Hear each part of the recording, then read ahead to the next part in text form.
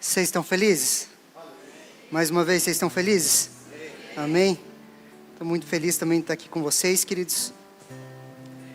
Semana passada o pastor Arno conversou um pouquinho sobre batalha espiritual e de alguma forma eu queria dar continuidade na mensagem dele. Se nós olharmos para o nosso redor, queridos, nós vivemos uma grande guerra. Ela é invisível, mas ela é extremamente real. Existe uma guerra ao redor das nossas vidas que de alguma forma nós não conseguimos enxergar com os nossos olhos naturais, mas essa guerra ela é extremamente real. Ela afeta diretamente as nossas vidas e no meio dessa guerra, eu e você, nós somos chamados para guerrear. Nós precisamos muitas vezes nos posicionar em cima de pensamentos, sentimentos, emoções e muitas vezes até confrontos espirituais que ao longo da nossa caminhada tentam nos desanimar, nos frear, nos parar. Nós estamos em uma guerra. Posso ouvir um amém? Olha o que Efésios capítulo 6, versículo do 11 ao 12 nos fala. Eu vou ler na nova versão transformadora, a NVT. Olha que interessante, queridos, que essa palavra nos fala. Vistam toda a armadura de Deus, para que possam permanecer firmes contra as estratégias do diabo. Pois nós não lutamos contra inimigos de carne e sangue, mas contra governantes e autoridades do mundo invisível, contra grandes poderes neste mundo de trevas e contra espíritos malignos nas esferas celestiais. Queridos, existe um mundo invisível, existe uma guerra onde Satanás e seus demônios, eles bolam estratégias para tentar nos derrubar. De alguma forma eles não conseguem ler os nossos pensamentos, eles não conseguem ver aquilo que nós estamos pensando, mas eles leem as nossas expressões. Queridos, quando você chega em casa, se sua mulher está brava, você sabe que ela está brava, sim ou não? Pelo simples convívio, a maneira que ela te olha, a maneira que ela fala, a maneira que ela comunica, nós percebemos. E nesse reino invisível, queridos, Satanás tem pelo menos 10 mil anos de história, mapeando os seres humanos. Ele sabe, queridos, através das nossas expressões, da maneira que reagimos às situações, aquilo que nós estamos pensando, sentindo, ele vê e entende as nossas expressões no meio dessa guerra. Assim como nós conhecemos as expressões das pessoas ao nosso redor. E a palavra de Deus diz que existe uma maneira de eu e você permanecermos firmes nessa batalha. Fala um amém aí para mim achar que você está acreditando. Existe uma maneira de permanecermos firmes. E eu quero listar algumas maneiras de como eu e você podemos permanecer firmes nessa batalha. Eu não quero encerrar o assunto, mas colocar algumas formas pontuais de eu e você batalharmos e permanecermos firmes nessa guerra. Primeiro, queridos, a armadura de Deus. Repete assim comigo, a armadura de Deus. Mais uma vez, a armadura de Deus. Queridos, um soldado ele só usa armadura em momento de guerra e combate. Por isso que eu e você precisamos estar alertas. No meio dessa guerra, dessa luta, dessa batalha, não existe figas, queridos.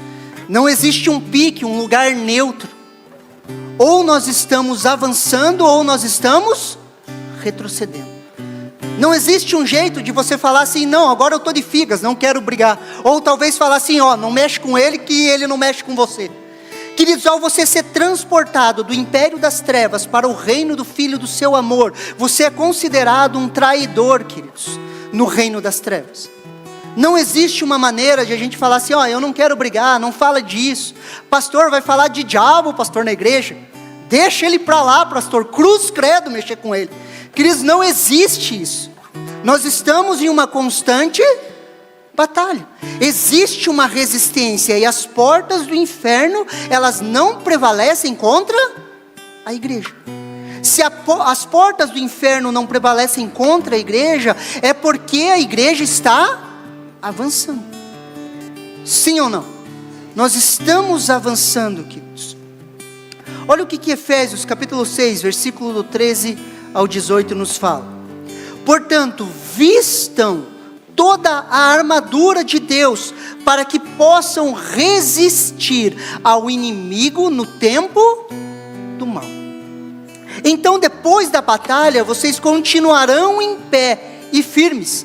Assim, mantenham a sua posição, colocando o cinto da verdade e a couraça da justiça.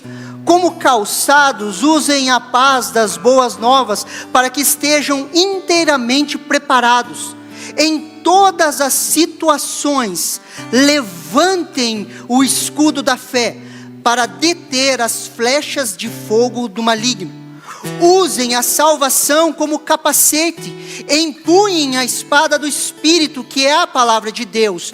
Orem no Espírito todos os momentos e ocasiões, permaneçam atentos e sejam persistentes em suas orações por todo o povo santo. Queridos, o Arno falou um pouquinho sobre a armadura, queridos, e existe essa armadura, e essa armadura é baseada na armadura romana, e essa armadura, cada ponto dela, queridos, é um estilo de vida que eu e você assumimos.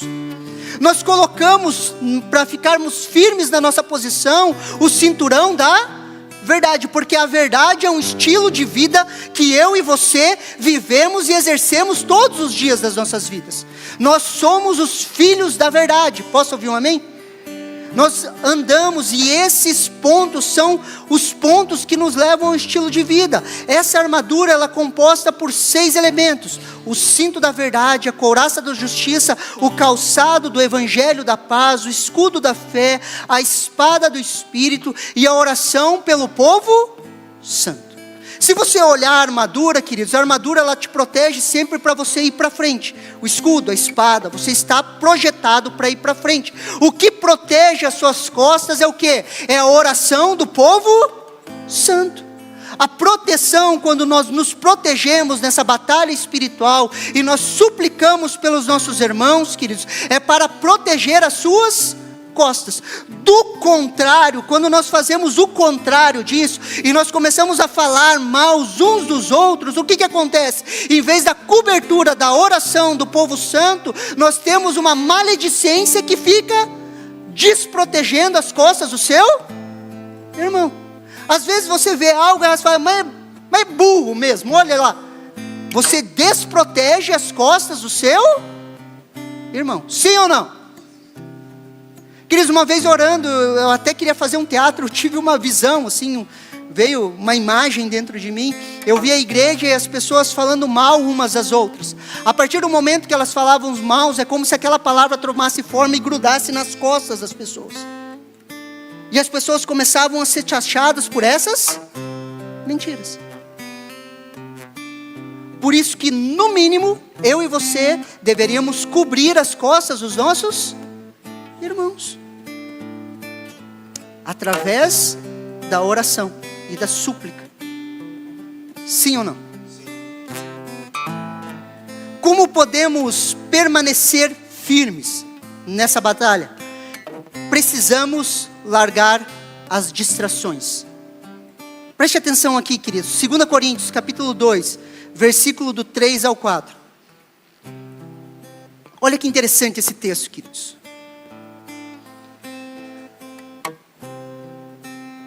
2 Coríntios capítulo 2, versículo do 3 ao 4. Participem dos meus sofrimentos como bom soldado de Cristo Jesus. Preste atenção aqui, nenhum soldado em serviço se envolve em negócios dessa vida, porque o seu objetivo é agradar aquele que o recrutou. Queridos, quando encontramos a Jesus, ou Jesus nos encontrou, não faz diferença. Quando nós nos encontramos com Jesus, nascemos de novo, queridos, temos uma experiência do novo nascimento, queridos. Nós somos, de alguma forma, recrutados para uma guerra. Nós saímos do império das trevas, entramos no reino do Filho do seu amor, somos recrutados para a nossa guerra. E o nosso maior objetivo é agradar aquele que nos recrutou. O objetivo de vida, queridos, de um crente é agradar o seu Senhor, agradar aquele que o recrutou. Acima das nossas vontades existe a vontade do nosso Senhor. Hoje nós não vivemos mais para nós mesmos, e eu e você precisamos vencer os negócios dessa vida. Pastor, nós estamos no mundo, temos coisas para fazer, nós estamos, mas não somos desse mundo. Os negócios dessa vida, queridos, quando Jesus é Senhor sobre nós, elas se tornam secundárias. Nós começamos a viver o reino de Deus e procurar manifestar o reino de Deus. Quando eu entrei na faculdade, queridos, eu escutei de um dos pastores, ele falou uma coisa interessante para mim. Ele falou: você vai lá como um missionário. A ideia missional da igreja, você vai como um missionário, e de contrapartida, por graça de Deus, você recebe um diploma.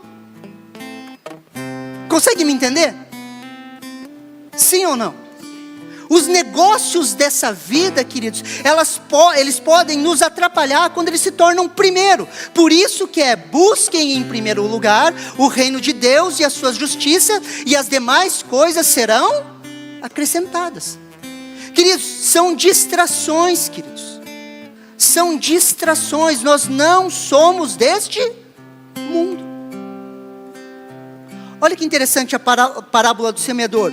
A palavra de Deus fala que o semeador saiu a semear, e a semente era a palavra de Deus. A guerra, queridos, é para que a palavra de Deus não frutifique em nossas vidas. Quando nós olhamos a parábola do semeador, queridos, são 4 tipos de solo: à beira do caminho, o solo rochoso, entre espinhos e a terra boa. Olha o que Mateus capítulo 13, versículo 22 nos fala. O que foi semeado entre espinhos é o que ouve a palavra, porém as preocupações deste mundo e a fascinação da riqueza sufocam a palavra e ela fica infrutífera. A semente é boa, sim ou não? Sim ou não? Mais alto, sim ou não? A semente é a palavra de Deus, é uma semente boa. Ela foi semeada, a pessoa ouve, porém as preocupações desse mundo e a fascinação, o engano das riquezas a sufocam. Olha o que essa palavra sufocam no original ela nos traz. Olha que interessante, queridos. Sufocar totalmente, apertar ou amontoar-se em volta de modo a quase sufocar. As preocupações desse mundo, as distrações, elas tentam falar mais do que a palavra de Deus. Ela se amontou sobre nós a ponto de nos sentirmos sufocados. Quantas vezes, talvez em um final de mês, a gente não se sentiu sufocado? Os enganos da riqueza, os vendedores de sonho da internet, que nos fascinam, tentando nos convencer que o dinheiro é a resposta de todas as coisas. E se você é crente e crê, você tem que ter muito dinheiro. Fascinação nos enfeitiça, tenta nos convencer dia a dia que o problema das nossas vidas, em essência, é a falta de dinheiro. Sim ou não? Elas nos amontoam. Nós vivemos nesse mundo, mas nós não somos desse mundo. Nessa guerra, queridos, precisamos decidir ouvir a palavra de Deus. Quantas profecias, quantas palavras, quantas promessas foram sufocadas em nossas vidas, ou estão tentando ser sufocadas, porque o nosso foco está nas coisas deste mundo. Em uma guerra, queridos, preste atenção aqui. Em uma guerra, os princípios, eles mudam. Se eu e você, agora, nesse exato momento, nós fôssemos transportados lá para a faixa de Gaza, todos os princípios que nós vivemos seriam transformados. Tudo aquilo que nós damos muito valor, não teria valor nenhum. E as coisas que talvez eu e você não damos muito valor, teriam muito valor, como um copo de água. Porque estamos em um período de guerra. Os princípios mudam, a cosmovisão muda, a maneira de ver as situações muda. E eu e você estamos em uma guerra.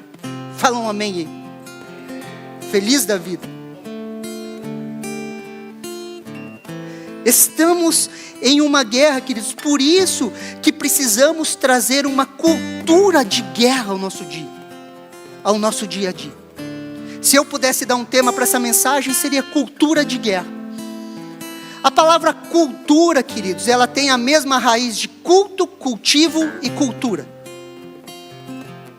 Se você olha os povos violentos, eles cultuavam um Deus violento. Porque o Deus que você cultua se torna o seu cultivo diário, que forma uma cultura. Sim ou não?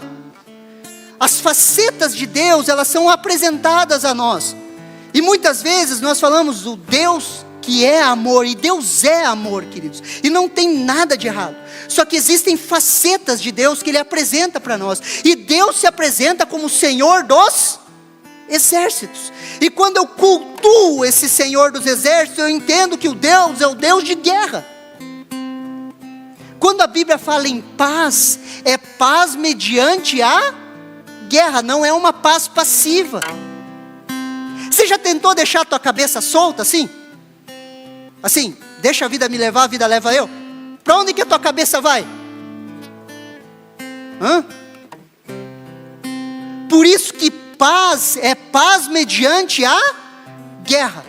Guerreando com a espada do Espírito, que é a palavra de Deus, renovando a nossa mente. A espada, queridos, do Espírito não é para bater no outro. Deveria ser para cortar eu e você. A renovação da mente, ela acontece, queridos, através de uma batalha de transformação de mente, através da palavra de Deus. Aonde nós vamos guerreando com a palavra, moldando a nossa mente e a maneira que nós pensamos. Através da obra regeneradora do Espírito Santo. O Espírito Santo é o poder que nos transforma, mas ele precisa que eu e você trabalhemos juntos com ele. Sim ou não? E para que é toda essa guerra? Para que a palavra de Deus para que a palavra de Deus se torne infrutífera nas nossas vidas. É uma guerra, queridos, em torno da palavra. Essa guerra é para neutralizar a palavra de Deus nas nossas vidas. É por isso que você tem essa guerra na sua mente entre crer e não crer. Talvez você não seja bipolar. Talvez exista uma guerra em torno da sua vida.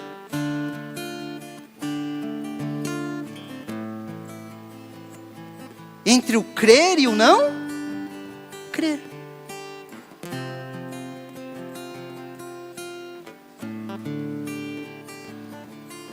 Por isso que temos muitas vezes uma sensação de sufocamento, de sermos amontoados. Não sei você, se você já acordou de forma sufocada assim. Parece que estamos, puxa e não vem ar. Como podemos permanecer firmes nessa guerra? Cravando estacas. Repete assim comigo. Cravando estacas. A maioria das nossas guerras, queridos, elas são guerras imagináveis. Nós fantasiamos muita coisa. A maioria das nossas guerras são guerras imagináveis. Sim ou não? Muitas vezes você pensa assim, não, vai acontecer isso, vai acontecer isso. De repente você está lá no fantástico mundo de Bob. E quando você olha, não é nada daquilo. O primeiro sentimento pós-queda foi o medo. Olha o que Gênesis capítulo 3, versículo do 9 ao 10 nos fala. Olha que interessante, queridos. E o Senhor Deus chamou o homem e lhe perguntou, aonde você está? E ele respondeu: ouvi a tua voz no jardim, e porque estava nu, tive medo, e me escondi. Quando estamos com medo, queridos, nós ficamos em um estado de estresse. Fisiologicamente falando, nós ficamos em um estado de fuga, ou guerra, ou briga. Ou nós fugimos, ou nós enfrentamos. Quer ver um exemplo? Imagina se tivesse, sei lá, um javali aqui e tivesse uma onça vindo para cima do javali. O que aconteceria com o javali? Logo ia iniciar um momento de estresse. Ele ia ficar preparado fisiologicamente ou para fugir ou para enfrentar. Sim ou não? No meio dessas guerras, queridos, quando nós estamos debaixo de medo e estresse, ou nós fugimos, nos recolhemos, ou nós nos tornamos muito violentos. Por isso que Jesus é impressionante. Jesus, no maior momento de estresse dele, ele foi como um cordeiro para o matador, mudo. Ele não se defendeu. E nessa batalha da mente, queridos, o diabo sempre vai nos atacar com dardos que nos geram medo. E o medo nos paralisa, ou o medo nos torna extremamente agressivos. E esse medo nos faz guerrear guerras imaginárias e terríveis na nossa cabeça. E vivemos nessa luta. O medo da morte é a base de todos os sentimentos contrários à vontade de Deus. O decreto de Deus sobre Adão, que falou para ele: você vai morrer. E esse morrer é morrer morrendo. Quando Deus tira Adão do Éden, Adão, como cabeça de raça, queridos, é afetado. E todos nós somos afetados pelo medo da morte. Adão vivia em um ambiente onde não havia pecado, não havia morte. Ele foi tirado desse ambiente. Agora imagine a primeira vez que Adão pisou em um espinho. A primeira vez que ele se cortou. A primeira vez que ele sentiu dor. O medo do abandono. Agora você vai se virar sozinho. O negócio é o seguinte, cara. Agora você vai se virar sozinho. Se vira. Foi esse o recado que ele teve. E quantos de nós continuam lutando com essa ideia? Eu tenho que me virar sozinho. O amor de Deus tenta nos cobrir, e por causa do medo, da tentativa de salvar as nossas vidas, a sua vida já foi salva, sim ou não? Então você deveria ter parado de tentar salvá-la. E a gente fica tentando salvar as nossas vidas. Autoproteção é contrário de amor. E a gente fica se protegendo, tentando salvar as nossas vidas. E quantos de nós vivem uma vida, queridos, com essa ideia: eu preciso me virar sozinho. O amor de Deus tentando nos cobrir, e a gente falando para nós mesmos: eu preciso me virar sozinho. Eu preciso dar um jeito na minha vida, eu preciso, e lutando para salvar a sua vida. Tudo isso, queridos, se inicia em Gênesis, no capítulo 3, com a queda. O terror toma conta de Adão. Adão, como cabeça de raça, ele contamina todos nós. Quando nós olhamos o exemplo de Jó, capítulo 3, versículo 25 ao 26, nos fala assim: porque aquilo que temia me sobreveio, e o que... não estou conseguindo ver lá. E o que receava me aconteceu. Nunca estive tranquilo, nunca sosseguei, nem repousei, mas veio sobre mim a perturbação. Queridos, Jó era um homem justo, sim ou não? Queridos, uma coisa é pregar sobre Deus. Posso ouvir um amém? Outra coisa é Deus pregar sobre você. Deus chega lá para o diabo e fala: senta aí, ó. Você viu lá Jó lá? E Deus começa a pregar para o diabo sobre Jó. Jó é o melhor, queridos, de uma natureza normal, não nascido de novo. Era considerado justo diante de Deus. E olha que interessante, aquilo que ele temia veio sobre ele. Quantas histórias você já ouviu que a pessoa falou, eu tinha medo disso, e isso acabou vindo sobre a pessoa. Para vencer o medo, precisamos cravar a estaca do amor. Preste atenção aqui. Nós precisamos cravar a estaca do amor. 1 João, capítulo 4, versículo 16 ao 18. E nós conhecemos o amor e cremos neste amor que Deus tem por nós. Deus é amor, e aquele que permanece no amor, permanece em Deus, e Deus permanece nele. Nisto o amor é aperfeiçoado em nós, para que no dia do juízo mantenhamos confiança, pois assim como Ele é, também nós somos nesse mundo. No amor não existe medo, pelo contrário, o perfeito amor lança fora o medo, porque o medo envolve castigo, e quem teme não é aperfeiçoado no amor. Nessa guerra, queridos, precisamos cravar uma estaca, que somos amados por Deus. Queridos, você precisa cravar uma estaca na sua vida. Você precisa falar para você mesmo, diante da palavra de Deus, eu sou amado por Deus. Independentemente do que você esteja vivendo. Você precisa cravar uma estaca. Deus me ama. Independentemente das circunstâncias. As circunstâncias não ditam o amor de Deus sobre as nossas vidas. Nós não podemos mais discutir dentro de nós se somos ou não somos amados por Deus. O amor de Deus é aperfeiçoado, é um processo, e Ele vai lançando fora o medo. Não existe mais espaço para medo nas nossas vidas. Posso ouvir um amém? Por quê? Porque eu e você somos amados por Deus. Senão a nossa vida se torna um looping. A gente acha que vai, de repente a gente para no mesmo lugar. Ué, tô aqui de novo. Agora vai, tô aqui de novo. Quebramos loopings, cravando estacas. Para lá eu não volto mais. Somos profundamente amados por Deus. Precisamos ter esse entendimento claro. Tem que haver dentro de nós uma ruptura com as circunstâncias. As circunstâncias não ditam as nossas vidas. Não importa o que aconteça, somos profundamente amados por Deus. Há esperança em Deus para toda e qualquer situação. A pior coisa que pode acontecer para você é você morrer. Agora, morresse. Morreu.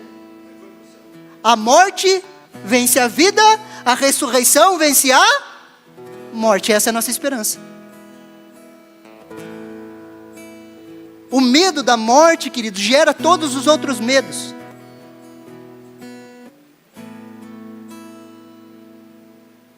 E o medo da morte foi vencido na cruz. Posso ouvir um amém? Não quero que você morra, amém?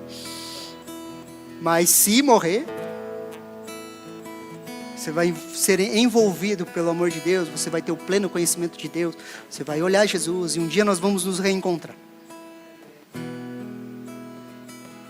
Precisamos cravar estacas, queridos, firmar os nossos fundamentos, crer nas palavras de Jesus e edificar sobre a rocha. O edificar sobre a rocha, queridos, é cavar mais fundo, cada vez mais fundo, compreendendo cada vez mais fundo. Situações e circunstâncias que se repetem em nossas vidas precisam ser vencidas com estacas, marcação de território, conquista de território. Se nós olharmos uma guerra, queridos, e nós estamos envolvidos por guerras, o que acontece? Eles vão ganhando território, palmo a palmo, e cravando estacas. Crave estacas nas lutas que você tem. Queridos, as coisas de Deus, elas não acontecem nas nossas vidas de forma automática. Existe sim uma responsabilidade humana. Nós precisamos cooperar com Deus na obra dele nas nossas vidas.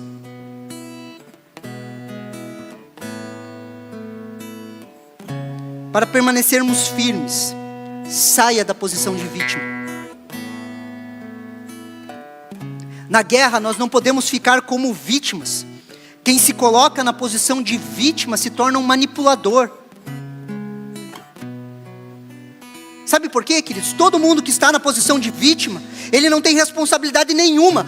Tudo que acontece na vida dele é culpa do outro. Por quê? Porque eu sou vítima. Eu sou vítima da circunstância, eu sou vítima da minha igreja, eu sou vítima do meu líder de grupo familiar, eu sou vítima do meu pastor, eu sou vítima de todo mundo. E a posição de vítima nos livra de responsabilidade, é um lugar bom para nossa alma estar e repousar. Só que não é o lugar que Deus nos colocou.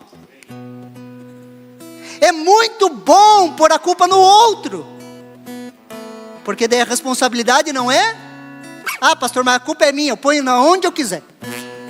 Isso começou lá no Éden, sim ou não? Adão, o que você fez? Aonde você está, Adão? Deus não perguntou o que ele fez, perguntou onde ele estava, porque ele tinha perdido uma posição. Aonde você está, Adão? Eu tive medo. Vi tua voz caminhando no jardim e me escondi. O que você fez? Não fui eu não, foi a mulher que você me deu. Então a culpa é sua de me dar uma mulher estragada. Se você tivesse me dado uma mulher um pouquinho melhor, não tinha acontecido isso. O que você fez, Eva? Não fui eu não, é o cão. A situação que eu estou aqui hoje não é eu não, é o diabo lá, o cão. O diabo, olha, eu não tenho nada a ver com isso. Porque senão nós terceirizamos tudo, queridos.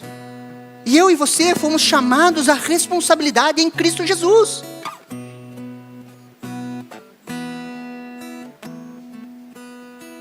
Pastor, mas erraram comigo. Você já tentou entrar diante de Deus falando, erraram comigo, Deus, mata aquele miserável, pesa a mão sobre ele. Você já tentou fazer isso? Pesa a mão sobre ele. O que Deus vai falar? Perdoe, sim ou não? Daí você vai insistir, e o que ele vai falar? Perdoe.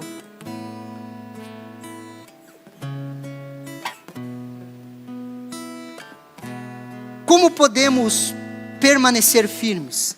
Se levante e lute. 2 Coríntios, capítulo 10, versículo do 3 ao 6.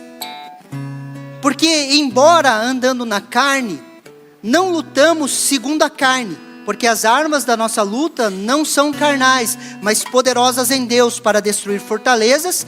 Destruímos raciocínios falaciosos e toda arrogância que se levanta contra o conhecimento de Deus, e levando cativo todo pensamento à obediência de Cristo, estando prontos para punir qualquer desobediência, quando a obediência de vocês estiver completa. Embora andando na carne, carne aqui, queridos, não tem a ver com pecado. Carne tem a ver com o homem natural, andando como um homem natural. A carne aqui não tem a ver com pecado. Embora andando na carne, embora andando como seres humanos, não lutamos segundo a carne, não lutamos como pessoas comuns. Queridos, as armas do mundo não funcionam no reino de Deus. Falaram mal de você, não adianta você falar mais mal do outro. Não funciona. Nós temos outras armas, porque as armas das nossas lutas não são carnais. Eu e você temos armas espirituais e poderosas, precisamos usá-las. E essas armas são para quê? Para destruir fortalezas. Destruir fortalezas na nossa mente, destruir fortalezas na mente das pessoas. Somos chamados para a guerra. Destruir todo raciocínio falacioso. Raciocínio falacioso, queridos, é quando parece que as razões apresentadas sustentam a conclusão, mas na realidade não sustentam. É um lance assim, que a tua razão te convence que é aquilo. Quer ver um exemplo, queridos? Nós fomos e abrimos a igreja em Vitimarsum, depois em Campo Largo. Quando a gente foi para Vitimarsum, a gente foi no modo raiz, assim, queridos. Nós fomos lá e vamos fazer o negócio. Não tinha recurso financeiro disponível, não tinha. E chegava em determinados momentos que eu olhava tanto as finanças da igreja quanto as finanças da minha casa, e eu chegava à conclusão óbvia, analisando os fatos, que se a gente tivesse mais dinheiro, as coisas iriam melhor. Só que não é verdade. Uma vez lendo um livro, o pastor ele testemunhou que um cara foi abrir uma igreja no Havaí. Imagine que legal, abrir uma igreja no Havaí. E ainda mais ele foi enviado pela denominação dele, que era muito rica. E ele chegou para conversar com esse pastor e falou assim, nós temos todos os recursos que nós precisamos, meus filhos estão em escola boa, estamos vivendo bem, tem as praias e coisas assim. E foi para abrir a igreja. Não ficaram um ano, a igreja não foi para frente. E eles tinham todos os recursos. Você consegue entender o que é um raciocínio falacioso? É a lógica tentando te explicar algo para tentar te convencer que aquilo é verdade. Só que no reino de Deus, como os princípios são invertidos, você precisa de discernimento espiritual para falar o quê? Não é verdade. E a grande verdade é, quando nós falamos de dinheiro, queridos, não é o dinheiro que resolve todos os nossos problemas. Por mais que a gente analisando de forma lógica, acha que é isso. No reino de Deus não é assim. Sim ou não? Isso é um raciocínio falacioso.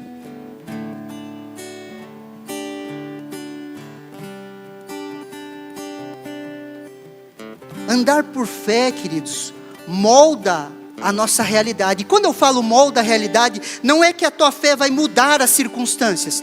Ela molda a realidade porque a fé molda a maneira que você vê a realidade. E quanto mais você anda por fé e permite que o Espírito Santo te convença, a sua realidade ela vai sendo mudada, não porque as circunstâncias mudaram, mas porque o seu coração está sendo transformado através do poder do Espírito Santo, da regeneração do Espírito Santo. Ele está sendo transformado e a sua maneira de ver a realidade muda.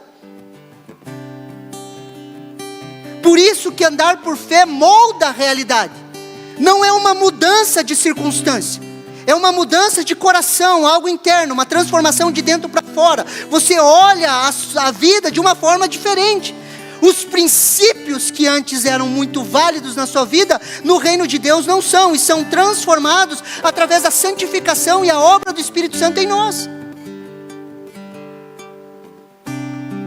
A verdadeira realidade, queridos, não é o que vemos, é o que não vemos. Por quê? Porque nós andamos por fé e não por vista. 2 Coríntios capítulo 10, verso 5. E toda arrogância que se levanta contra o conhecimento de Deus. E levamos, eu e você, levamos cativo todo pensamento à obediência de Cristo. Levando todo pensamento à obediência de Cristo. O que Cristo pensa sobre você? O que Cristo pensa sobre os seus conflitos internos? O que Cristo pensa sobre o seu futuro?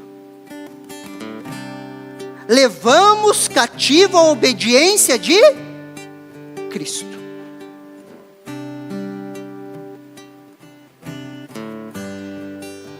Como permanecer firmes?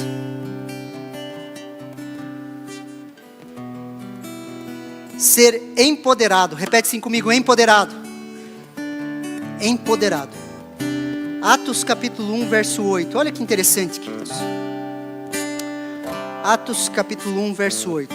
Mas vocês receberão poder ao descer sobre vocês o Espírito Santo. E serão as minhas testemunhas, tanto em Jerusalém como em toda a Judeia e Samaria, até os confins da terra. E receberão poder. Esse poder, queridos, é o batismo com o Espírito Santo. Se você olha o versículo 5, o Senhor Jesus vai falar sobre o batismo com o Espírito Santo. Vocês vão receber desse batismo a promessa do Espírito, esse empoderamento para sermos testemunhas de Jesus. Testemunhas da manifestação do seu reino. Repete assim comigo, testemunhas. Fomos chamados para ser testemunhas, não teólogos. Fomos chamados para testemunhar aquilo que Cristo tem feito em nós. Olha que interessante, queridos, que essa palavra testemunha significa. testemunha, num sentido legal, num sentido histórico. Olha ali, ó, alguém que presencia algo, aquele que por exemplo provaram a força e a genuidade de sua fé por sofrerem morte violenta. Mártires receberão poder para quê? Para serem os meus mártires. Aqueles que são levados dia a dia para o matadouro. Aqueles que morrem para si mesmo. Aqueles que vivem o testemunho real de Cristo.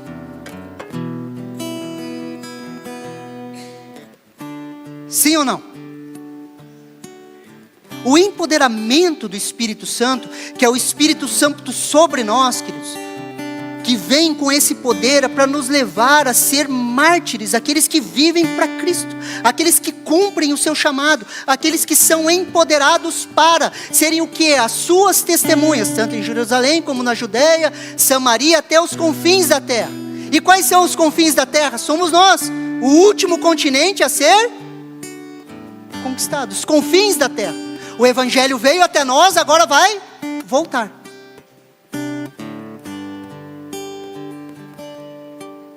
Geração após geração, pessoas que morreram para si, que não viveram para si mesmo, que foram empoderadas, que viveram o empoderamento do Espírito Santo, que foram sendo tocadas até que o Evangelho chegasse às nossas vidas.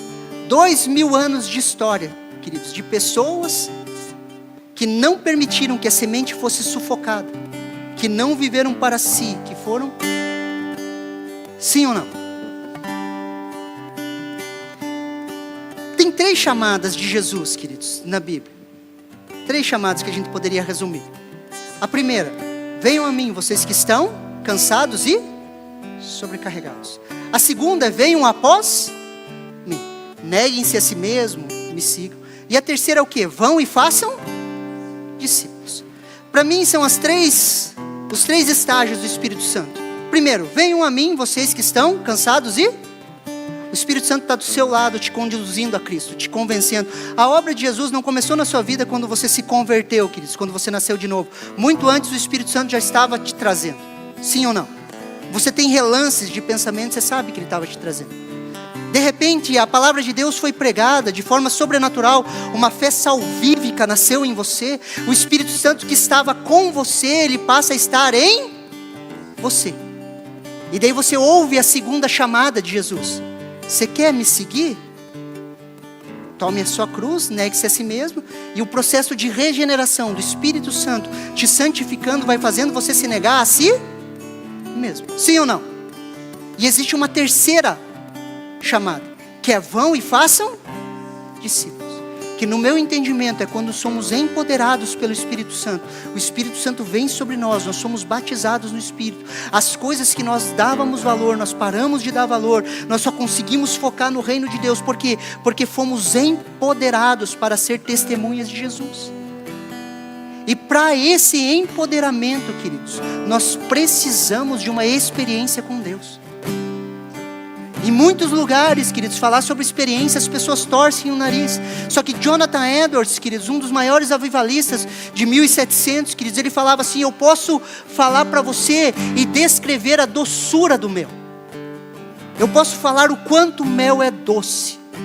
Só que você só vai sentir a doçura do mel quando você experimentar o mel. Ele fazia isso com um paralelo à nossa vida com Deus. Nós precisamos, queridos, ser empoderados para vencer as coisas desse mundo.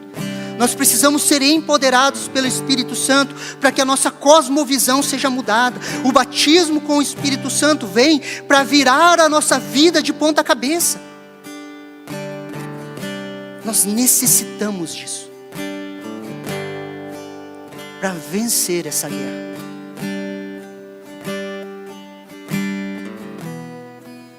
Nós precisamos dessa experiência para que nós possamos nos tornar aqueles que pelo exemplo provaram a força e a genuidade da sua fé em Cristo por sofrer morte violenta. estamos em uma guerra e nós vamos avançar e nós vamos conquistar. Você recebe essa palavra no seu coração? Vamos nos colocar em pé, queridos, vamos orar.